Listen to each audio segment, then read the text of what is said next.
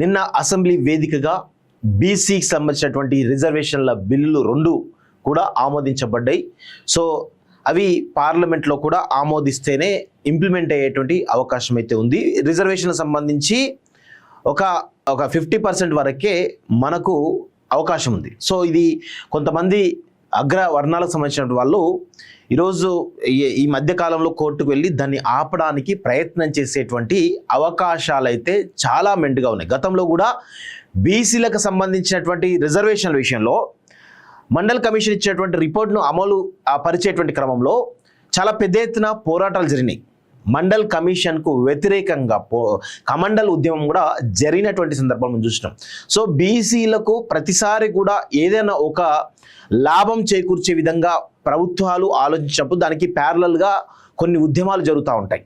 So అది ఇప్పటి నుంచి కాదు, అనాది కాలంగా 50-60 సంవత్సరాల నుంచి కూడా ఇది జరుగుతూనే వస్తూ ఉన్నది. ప్రస్తుతం ఈ రాష్ట్ర ప్రభుత్వం రేవంత్ రెడ్డి గారు మొత్తానికైతే 42% సంబంధించినటువంటి స్థానిక సంస్థల్లో రిజర్వేషన్లు కావచ్చు, విద్యా ఉపాధి రంగాల్లో 42% రిజర్వేషన్ కావచ్చు అసెంబ్లీలో ఆమోదించడం. దానికి సంబంధించి ఇటు బీఆర్ఎస్ కానీ, కాంగ్రెస్ కానీ, బీజేపీ కానీ, ఎంఐఎం కానీ, సిపిఐ కానీ అన్ని పక్షాలు కూడా ఏకపక్షంగా ఓటు వేసి తీర్మానాన్ని ఆమోదించడం జరిగింది నిన్న అసెంబ్లీ వేదికగా. సో ఇప్పుడు దాన్ని పార్లమెంట్లో కూడా ఆమోదించాల్సిన అవసరం అయితే ఉంది. సో నిన్న రేవంత్ రెడ్డి గారు అసెంబ్లీ వేదికగా కూడా మోడీ గారిని కలవడానికి అపాయింట్మెంట్ కోసం కోరడం జరిగింది. సో దానికి సంబంధించి అఖిల పక్షాలు అన్ని రాజకీయ పార్టీలకు సంబంధించినటువంటి రిప్రజెంటేటివ్స్ ఎవరైతే ఉన్నారో వాళ్ళని తీసుకొని ప్రధాని మోడీని కలిసి ఈ 42% సంబంధించిన రిజర్వేషన్లు అమలు చేయడానికి ఈరోజు పార్లమెంట్లో కూడా ఆమోదించాలని దాంట్లో ఈరోజు ఒక ప్రయత్నం అయితే జరుగుతూ ఉంది. దానికి ముందే నాకు తెలిసి అగ్రవర్ణాలకు సంబంధించినటువంటి కొంతమంది వ్యక్తులు కోర్టులో కేసు వేసి ఆపడానికి పెద్ద ఎత్తున ప్రయత్నాలు చేసేటువంటి అవకాశాలు అయితే ఉన్నాయి. అది ఎవరు చేస్తారు, ఎవరి ఆధ్వర్యంలో జరుగుతుంది అనేటువంటి చర్చ కూడా జరగాల్సిన అవసరం అయితే ఉంది. సో బీసీలకు సంబంధించినటువంటి ఎవరైతే సంఘాలకు సంబంధించిన నాయకులు కానీ, లేకపోతే బీసీ సంఘాలకు సంబంధించినటువంటి వ్యక్తులు ఎవరైతే ఉన్నారో బీసీ సమాజం అంతా కూడా ఈరోజు ఏకోన్ముఖులై ఈ యొక్క బిల్లును ఇంకా ఇంప్లిమెంట్ అయ్యే వరకు కలిసికట్టుగా పోరాడాలని చెప్పేసి కూడా కాళోజీ విజ్ఞప్తి చేస్తూ ఉంది. సో ఎప్పుడైతే దీన్ని గనక మనం సాధించుకోకపోతే ఖచ్చితంగా ప్రతి 20-30 సంవత్సరాలకు ఒకసారి ఇలాంటి ప్రతిపాదన వస్తూ ఉంటుంది. ఈ ప్రతిపాదనలో అమలయ్యే దశలో ఈ అడ్డంకులు ఎన్నో కూడా వస్తూ ఉంటాయి. దానికి సంబంధించినటువంటి కార్యాచరణ ఉంటూనే ఉంటుంది. అగ్రవర్ణాలు చేసే అవకాశం అయితే ఉంటుంది. ఎందుకంటే ఇక్కడ చాలా విషయాలు గుర్తుపెట్టుకోవాలి. ఎందుకు అంటే ఈరోజు ప్రభుత్వాలు బీసీలకు సరే బీసీ ఓట్ల కోసమా లేకపోతే ఇంకే దేనికోసమా అమలు చేయడానికి ఒక ప్రయత్నం అయితే జరుగుతూ ఉంది. న్యాయస్థానాల్లో ఉన్నటువంటి జడ్జీలు ఎవరైతే ఉన్నారో మ్యాక్సిమం 95% అగ్రవర్ణాలకు సంబంధించిన వ్యక్తులే ఉంటారు. 5% మాత్రమే బీసీలు, ఎస్సీలు, ఎస్టీలు ఉంటారు.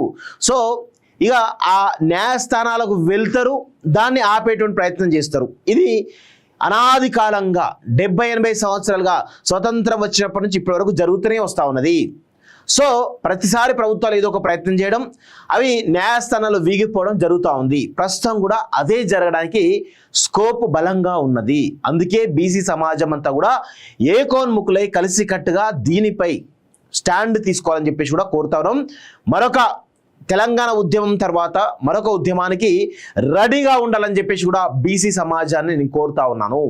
బీసీ సమాజంలో ఉన్నటువంటి ఎవరైతే బీసీ సంఘాలకు సంబంధించినటువంటి సంఘాల నాయకులు ఎవరైతే ఉన్నారో వాళ్ళకు సంబంధించిన నాయకులు కావచ్చు, కార్యకర్తలు కావచ్చు, అందరూ కూడా ఖచ్చితంగా ఏమరుపాటుగా ఉండకుండా ఒక జాగ్రత్తగా ఉండాలని చెప్పేసి కూడా ఈరోజు నేను కోరుతా ఉన్నాను. ఖచ్చితంగా దీనిపైన మీరు చూడండి, రాబోయే రోజుల్లో దీనిపైన కొన్ని వ్యతిరేకంగా చాలా రకాలుగా వచ్చేటువంటి అవకాశాలు అయితే కనబడతా ఉన్నాయి. సో గతంలో వచ్చినటువంటి ఉద్యమాలే కారణం, చరిత్ర చెప్తా ఉంది. చరిత్రలో అనేకమైన సంఘటనలు ఉన్నాయి. బీసీలకు సంబంధించిన రిజర్వేషన్ 27% రిజర్వేషన్ పొందడానికి మనకు 50-60 సంవత్సరాల సమయం పట్టింది. అంబేద్కర్ గారు ఎప్పుడో చెప్పారు బీసీలకు సంబంధించినటువంటి బీసీలు వెనుకబడ్డారు, ఆ వెనుకబడ్డ వర్గాలకు రిజర్వేషన్ కల్పించాలి, ఎస్సీ ఎస్టీలకు కల్పించాలని చెప్పేసి ఆనాడు ఆ స్వాతంత్రం రాకమని చెప్తే దాన్ని కొంతమంది స్వాతంత్ర ఉద్యమ నాయకులు ఇప్పుడు ఎవరైతే వాళ్ళ కోసం మనం అనేక రకాలుగా వాళ్ళ కోసం పూజలు చేస్తా ఉన్నామో, వాళ్ళ జయంతులు వర్ధంతులు చేస్తామో ఆ వ్యక్తులే బీసీలకు సంబంధించినటువంటి రిజర్వేషన్ అడ్డుకున్న విషయం తెలుస్తూ ఉంది. స్వాతంత్రం రాకముందు నుంచే ఈ యొక్క వివక్ష మన పైన కొనసాగుతూ ఉంది. సో అప్పటి నుంచి తర్వాత వచ్చినటువంటి అనేక కమిషన్లు కూడా చెప్పినాయి. మొరార్జీ దేశాయ్ ప్రధానిగా ఉన్నప్పుడు చెప్పినాయి, ఆ తర్వాత రాజీవ్ గాంధీ ప్రధానిగా ఉన్నప్పుడు చెప్పినాయి, ఇలా చెప్తూ వస్తూనే ఉన్నాయి. సో రిజర్వేషన్లు ఎప్పుడైతే బీసీలకు సంబంధించిన రిజర్వేషన్లు తెరపైకి వచ్చినప్పుడు ఖచ్చితంగా ఇలాంటి ఉద్యమాలు జరుగుతూనే ఉంటాయి. ఇలాంటి ఉద్యమాలను అడ్డుకోవడానికి పెద్ద ఎత్తున ప్రయత్నాలు జరుగుతూనే ఉంటాయి. ఆ ప్యారలల్ ఉద్యమాలు జరుగుతూ ఉంటాయి. సో దీన్ని జాగ్రత్తగా గమనించాలి. అంబేద్కర్ నుంచి నేటి వరకు కూడా, అంబేద్కర్ కాలం నుంచి ఇప్పటి వరకు కూడా బీసీలకు తీవ్రమైనటువంటి అన్యాయం జరుగుతూనే వస్తూ ఉంది. ఇక్కడ ఉన్నటువంటి అగ్రవర్ణాలు వాంటెడ్లీ బీసీలను ఒక ఓటు బ్యాంక్గా చూస్తున్నారు. ఈరోజు ఈ దేశాన్ని నడిపించేదే, ఈ దేశంలో టంచన్గా ట్యాక్స్లు కట్టేదే బీసీలు. ఈరోజు ఈ దేశంలో 50 నుంచి 50% ఉన్నటువంటి ప్రజలందరూ బీసీ సామాజిక వర్గానికి సంబంధించినటువంటి ప్రజలే. ట్యాక్స్లు కట్టేది వాళ్ళే, ఈ దేశాన్ని నడిపించేది వాళ్ళే. ఈ దేశంలో ఉన్నటువంటి అనేకమైనటువంటి సంక్షేమ పథకాలు కావచ్చు, అభివృద్ధి పథకాలకు ట్యాక్స్లు కడుతున్నది బీసీలే. ఈ విషయాన్ని అర్థం చేసుకోండి. ఈరోజు అగ్రవర్ణాల్లో ఉన్నటువంటి ఎవరైతే వ్యాపారవేత్తలు కావచ్చు, రియల్ ఎస్టేట్ వాళ్ళు కావచ్చు, ఇంకా వివిధ రంగాలకు సంబంధించిన వాళ్ళు ఎవరైతే ఉన్నారో అగ్రవర్ణాలకు సంబంధించిన వాళ్ళందరూ కూడా పెద్ద ఎత్తున ట్యాక్స్లు ఎగ్గొట్టి రిటర్న్గా నిన్న నిర్మలా సీతారామన్ పార్లమెంట్ వేదిక కూడా అనౌన్స్ చేసిండ్రు. 16.5 లక్షల కోట్ల రూపాయలు మేము మాఫీ చేసినాము కార్పొరేట్స్ అని చెప్పడం జరిగింది. అంటే మనం కడుతున్నటువంటి డబ్బులను ఈరోజు కార్పొరేట్ శక్తులు ఏవైతున్నాయో వాళ్ళకు దోచిపెడతా ఉన్నారు. అది ఆ కార్పొరేట్ శక్తులు ఎవరే అంటే మొత్తానికి అగ్రవర్ణాలకు సంబంధించినటువంటి వాళ్ళే. ఈ విషయంలో మనందరం కూడా గమనించాలి. మనం ట్యాక్స్లు కడుతూ ఉంటే, ఈ దేశాన్ని మనం నడుపుతూ ఉంటే, ఈ దేశంలో వ్యవస్థలన్నీ కూడా మనం చేయబట్టి నడుస్తూ ఉన్నాయంటే ఈరోజు మిగతా వాళ్ళకు ప్రయోజనం చేకూరుతూ ఉంది. దీన్ని ఖచ్చితంగా గమనించాలి.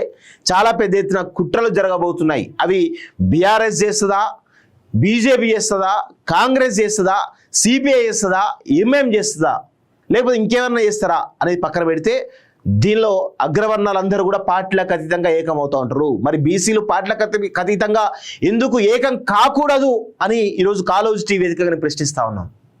ఖచ్చితంగా దీనిపైన మనందరం కూడా మరొక పోరాటానికి, తెలంగాణ ఉద్యమం లాంటి పోరాటాలు కావచ్చు, మండల్ కమిషన్ సంబంధించినటువంటి పోరాటాలు ఏవైతున్నాయో వాటికి సంబంధించిన విషయంలో కావచ్చు, మనందరం కూడా ఏకోన్ముఖులై ఈ యొక్క రిజర్వేషన్ సాధిస్తే కనుక దేశవ్యాప్తంగా ఇప్పుడు ఈ రిజర్వేషన్ ఇంప్లిమెంట్ అయితే ఖచ్చితంగా దేశవ్యాప్తంగా కూడా ఇదే విధంగా డిమాండ్లు వచ్చే అవకాశం ఉంది. కాబట్టి దయచేసి బీసీ సమాజం అంతా, ముఖ్యంగా తెలంగాణలోని బీసీ సమాజం అంతా కూడా ఏకోన్ముఖులై ముందుకు సాగాలి. కొంతకాలం గనక మనం టైం ఇచ్చిస్తే కనుక మనం ఈరోజు దేశంలో ఉన్నటువంటి బీసీ 50% బీసీలకు ఒక మంచి చేసిన వాళ్ళం అవుతాం. ఇంకొక విషయం, ఈరోజు కులగణన జరిగింది. కులగణనలో ఏ విధంగా ఈ కులగణన అనేది దేశవ్యాప్తంగా కూడా జరగాలి. బీసీలకు సంబంధించిన లెక్కలు తేలాల్సిన అవసరం అయితే ఉంది. రాజకీయపరమైనటువంటి అవకాశాలు రావాలి. ముఖ్యంగా స్థానిక సంస్థల్లో కాదు రిజర్వేషన్లు, చట్టసభల్లో కూడా బీసీలకు సంబంధించినటువంటి శాతం ఉండాలి. ఈరోజు ప్రతి పార్టీ కూడా బీసీలను ఏ విధంగా మనం చూసినాం. ఈ కాంగ్రెస్ కానీ, బీజేపీ కానీ, బీఆర్ఎస్ కానీ, లేకపోతే ఎంఐఎం కానీ, లేకపోతే ఇంకేదైనా పార్టీ కావచ్చు, అగ్రవర్ణాలకి అవకాశాలు ఇస్తే తప్ప ఈరోజు ఎక్కడ కూడా బీసీలు 50% ఉంటే కనీసం 15%, 10% రిప్రజెంటేషన్ కూడా అసెంబ్లీ లేదు. సో ఎట్లా మన ఈ బిల్లు పాస్ అవుతాయి? ఏ విధంగా బీసీలకు న్యాయం జరుగుతూ ఉంటుంది? కొంతమంది వ్యక్తులు బీసీలకు సంబంధించిన వాళ్ళు ఈరోజు అగ్రవర్ణాలకు సంబంధించినటువంటి ప్రలోభాలకు లొంగి ఈరోజు బీసీలకు సంబంధించినటువంటి రిజర్వేషన్ పట్ల కావచ్చు, మిగతా పట్ల కావచ్చు కొంత వెనకడు వేసే అవకాశం ఉంటుంది. సో అందరం కూడా దయచేసి కలిసికట్టుగా ఉండాలని చెప్పేసి కూడా నేను కోరుతా ఉన్నా. అమలయ్యే వరకు ఉండాలి ఖచ్చితంగా.